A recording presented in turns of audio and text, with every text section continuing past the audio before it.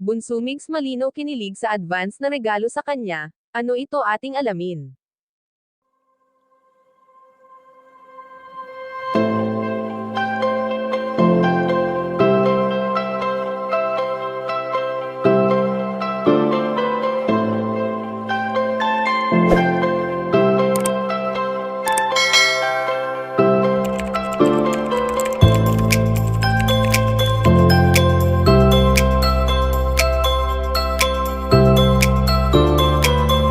Alam naman natin na nalalapit na ang araw kung kailan ipinanganak ang nag-iisang si Bunso Migs Malino at ito nga ay kanilang ginoganito tuwing buwan ng December.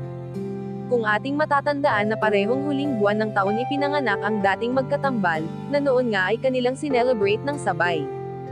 Bagamat ang lahat ng namagitan kina Bunso Migs Malino at ng prinsesa nitong si Cutie Mahal ay hindi na mauulit pa, ngunit ang mga alaala nila ay hindi na mawawala pa sa isip at puso ng bawat isa.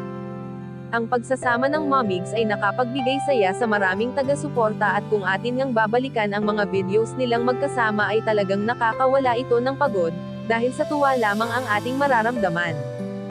Subalit ang lahat ng ito nga ay may hangganan at hindi madali para sa binata ang mapag-iwanan ng taong minsan niya nang minahal at inalagaan sa abot ng kanyang makakaya.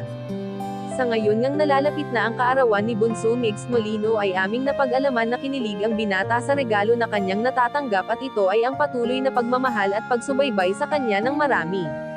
Ang pagbibigay suporta ng mga Momigs supporters at solid kabunsuan ay talagang nakakataba ng puso para sa binata at ito nga ay isa sa magandang regalo na kanyang natatanggap para sa nalalapit niyang kaarawan. Kayo mga kachika, anong masasabi niyo dito? Please leave the comment and don't forget to subscribe.